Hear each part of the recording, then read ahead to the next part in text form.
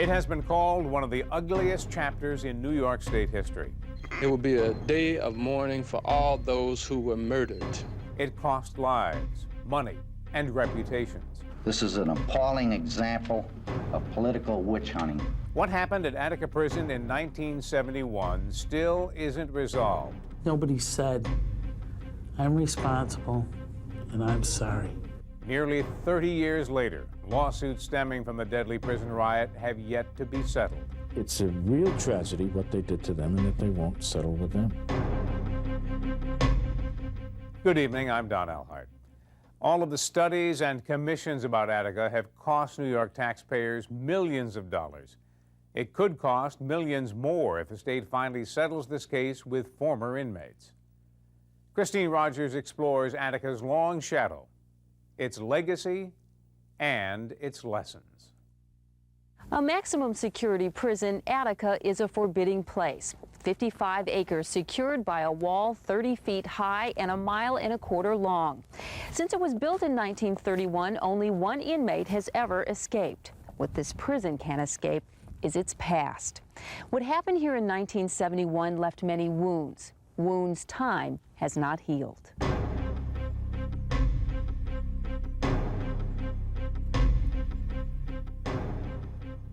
It just brings back a lot of memories. You know, it's just real painful to think about it. As far as a closure, I don't think it'll ever be no closure because it's just too much happened. You know, it's something that's going to constantly, you can't get rid of it. For those inmates who live to speak about Attica, there is still pain. 28 years later, James Henderson is still waiting for justice. It's ridiculous. It is, because of what had happened and the way it went down. You know, I don't think anyone should have to wait 28 years for anything. An assault charge landed James Knox in Attica in 1971. He was ready to be released when the riot broke out. I didn't want to be caught up in no riot. You know, I was ready to come home. You know, I had served my time, you know. There's something happening here. What it is ain't exactly clear. The Attica prison riot unfolded as the nation grappled with war and racism. Vietnam took more than 45,000 American lives. The U.S. Supreme Court upheld busing as a way to desegregate schools.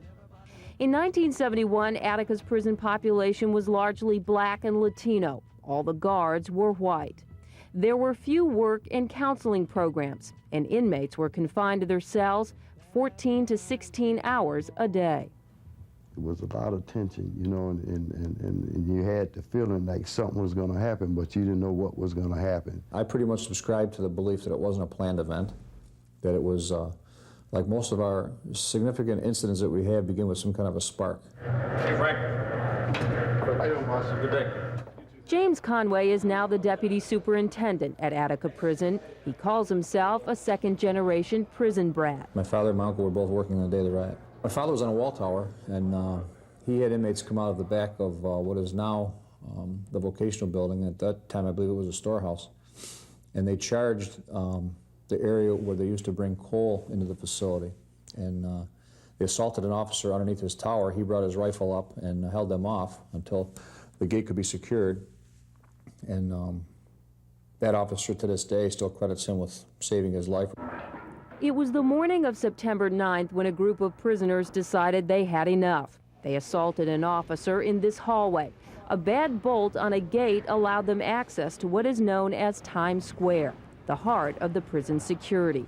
It was here the inmates killed a young guard and began to take control of the prison. I happened to look up at one of the guys, you know, Homer Hogan, because he was inside of the cell block. And I asked him what was going on, and he said, man, they're killing them in here, man. And he began to hold his head like out of the window between the bars. He was puking up. After the initial chaos, the inmates started to organize. They set up makeshift tents in the prison D yard. They took hostages and began to make their demands. After 4 days of failed negotiations, Governor Nelson Rockefeller gave the orders for state troopers to storm the prison. Everybody got a gas mask. And then all of a sudden, a helicopter comes up, dropped the tear gas, everybody hit the ground, before you hit the ground, the bullets start flying, you know? I don't think really any inmate, you know, expected it to happen the way that it did, you know, the way that it went down. But it, you know, it was terrible. When it was over, 43 people lost their lives. After the riot was quelled, inmates say they were tortured and beaten by guards. James Knox remembers what happened to Frank Big Black Smith, who was part of the inmate negotiating team. They was putting their cigarettes out on him. They were using him as a human ashtray, you know. I seen that with my own eyes. 2 years ago, a jury awarded Smith $4 million in damages. The decision was later overturned. Attica is a big part of life to me, not just me. You know, these people you see standing around. We've been at this, you know, for a long time. So it's very personal. I want something to come out of Attica. It's just not a monetary thing. 700 inmates have filed a class action lawsuit against New York State. The case was recently assigned to a federal judge who vows a settlement will be reached. Just how much this could end up costing New York taxpayers is uncertain. But it's not just inmates who are seeking justice. When we come back, the family of a hostage who was killed at Attica talks about their loss and why they think New York State is to blame. It's just like they knocked my family right down off its foundation. My dad was the foundation of my family, and it ruined the members of my family's lives to this very day.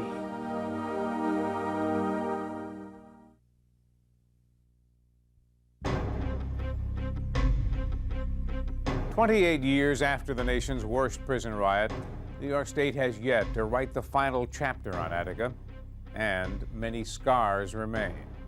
Here's Christine Rogers with more on Attica's long shadow. This memorial outside Attica stands as a tribute to those who lost their lives in 1971. 43 people died here. Dozens were wounded by gunfire when state police retook the prison. The official report on Attica says the uprising was the bloodiest one-day encounter between Americans since the Civil War. Behind each name, each victim, there is a story. They killed my dad in the crossfire because they were negligent and irresponsible and overzealous. Marianne Vallone was 15 when her father was killed at Attica Prison. Carl Vallone was a corrections officer taken hostage by the inmates. He was shot once in the head and chest during the retaking of the prison. At least a dozen .32 caliber pistols. Before state troopers were given their orders to go in, they were warned by their commander not to engage in what he called a turkey shoot. But according to the official report on Attica, there were no internal controls in the plan to prevent unnecessary shooting. Fellow Attica guards took part in the assault, bringing in their own personal weapons. To this day, Marianne Vallone doesn't know if it was a trooper or a fellow corrections officer who killed her father. I want to know who killed my father. I want to know why they let all those guys with guns from home in. These corrections officers, God bless them. My dad was one of them. But these guys brought guns from home. They had deer rifles, they had bear guns. I mean, you don't do this. My father deserved more than to be shot in the mud and bleed and die out in Attica, New York for no good reason at all. It was very hard for me. Anne Vallone still struggles to try to make sense of what happened. She lost her husband and the father of her 4 children. I'm crying all the time because it's so emotional for me, but it isn't. I want people to feel so sorry for me. I just still have not resolved it. You know, there's still so many open areas. We're not healed. Attorney Joe Heath represents former inmates in a class action lawsuit against the state. He says the plan to retake the prison was ill-conceived and destined to fail. If they didn't mean to kill the hostages, they were absolutely expendable. The plan could not have saved them. And popped it off and threw it in my sink. Heath has been working on this case since his first week in law school. He says it's time for the state to finally put an end to it. It's almost 30 years. We need to mend this and take care of all the people who were injured there and see if we can move ahead. Even New York Attorney General Eliot Spitzer agrees it's time. After this many decades, it is an embarrassment, in essence, that the judicial system has not been able to resolve the issue one way or the other. At first, newspaper headlines led the public to believe those who were killed during the uprising lost their lives at the hands of inmates. Reporters were told the hostages' throats had been slashed. It was Rochester's medical examiner who revealed the truth. All who died on September 13th were killed with bullets from the officers who stormed the prison. It's just like they knocked my family right down off its foundation. My dad was the foundation of my family. And when they took that away, and the way that they did it, they should have just blew all of us away. Because they left zombies to this very day. And I'm very, very hostile. Lie of many men being used and so abused. It will be a day of mourning for all those who were murdered. Burying the dead would never bury the controversy. Questions still linger 28 years later. When you make the kinds of mistakes that were made here, you have to say, we made a mistake. We let this get out of hand. This was not the way a civilized society can treat any of its members, no matter what they've done. Those who run Attica Prison today say it is a much different place than it was in 1971. Much was learned from the uprising. When we come back, an inside look at what's changed behind these walls. We're pretty confident that we're doing everything today that we can possibly do to give these inmates the opportunities to change.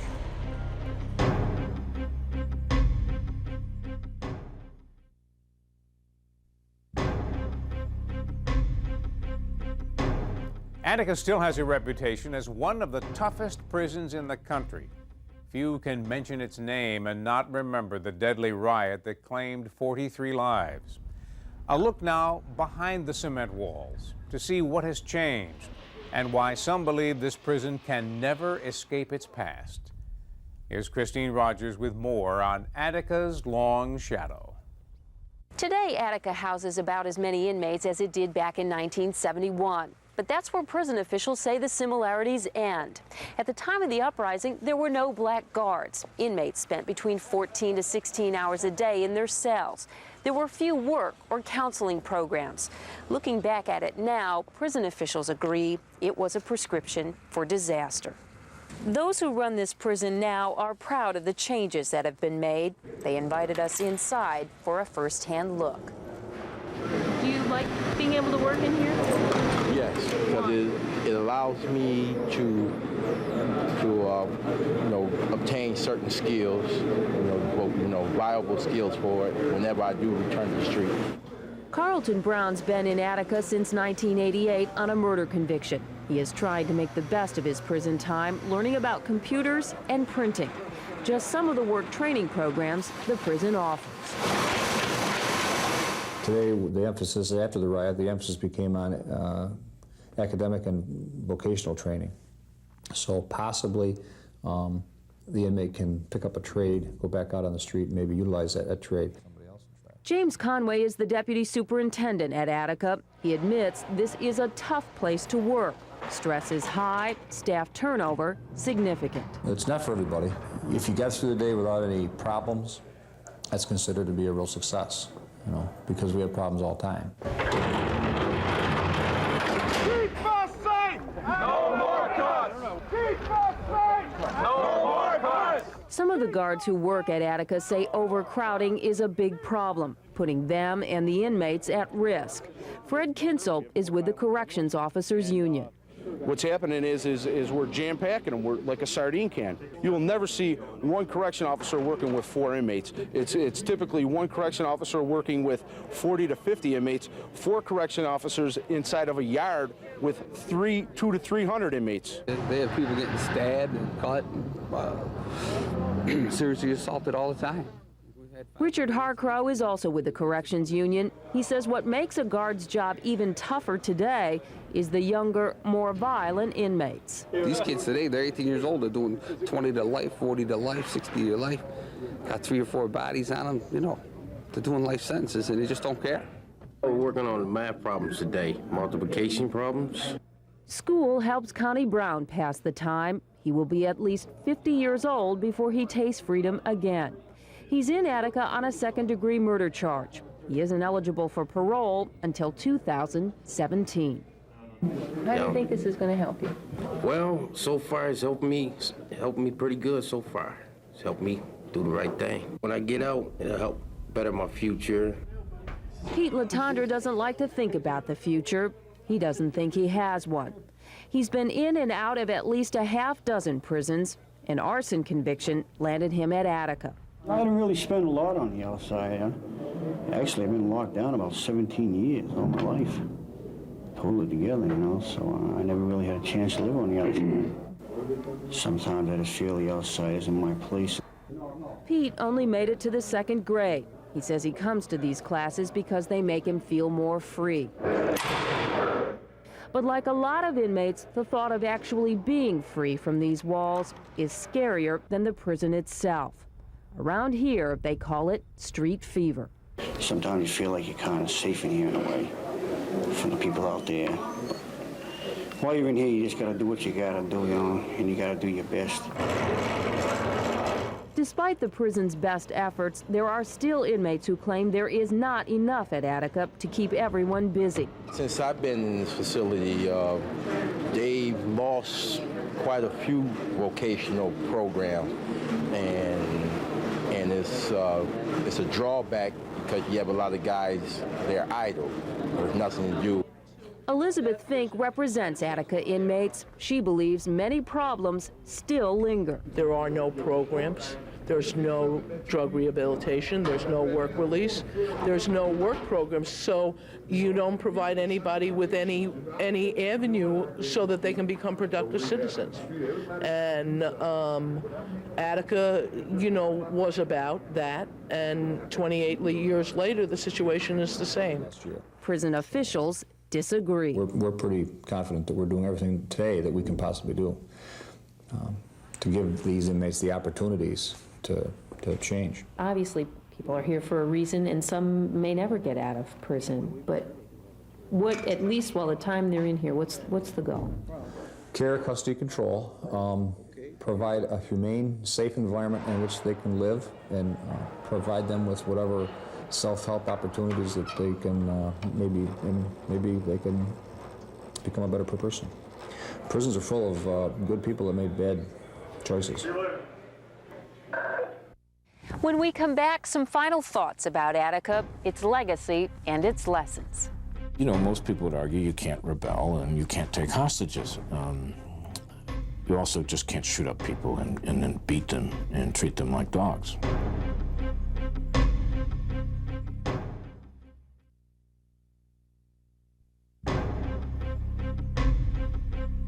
According to the official report on the Attica uprising, the assault to retake the prison took 6 minutes. When the firing stopped, 10 hostages and 29 inmates were dead. Those are the undisputed facts.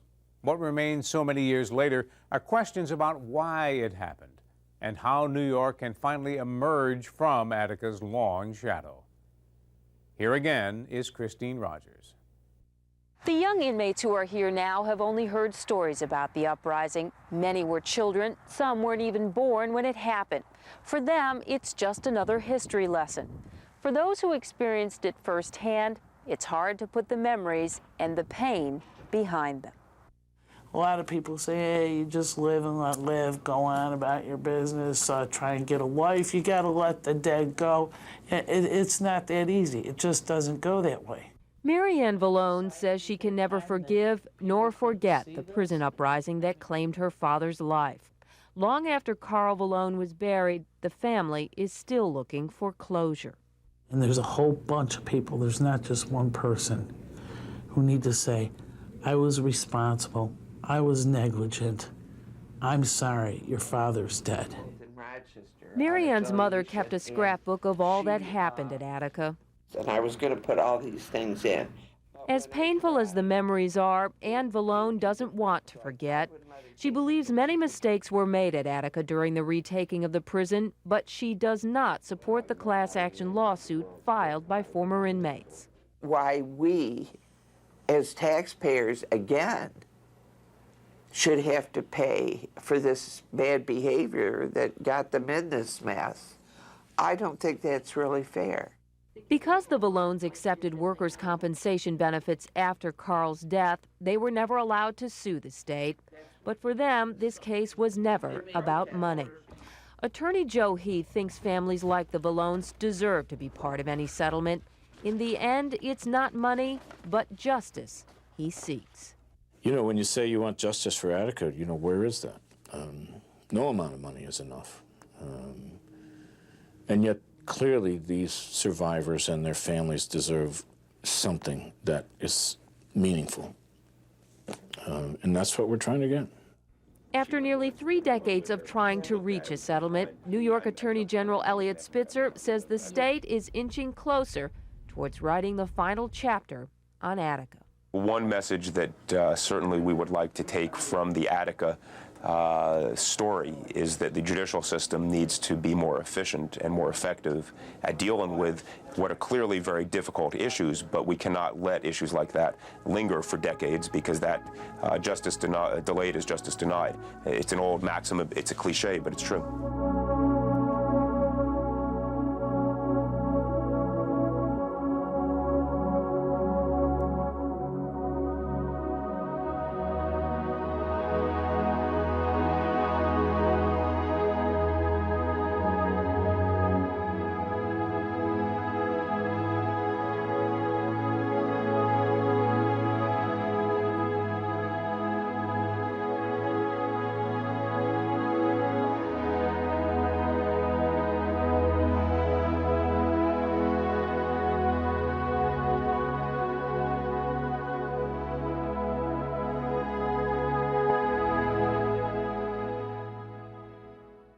We're the Ackerley Group, outstanding media and entertainment companies.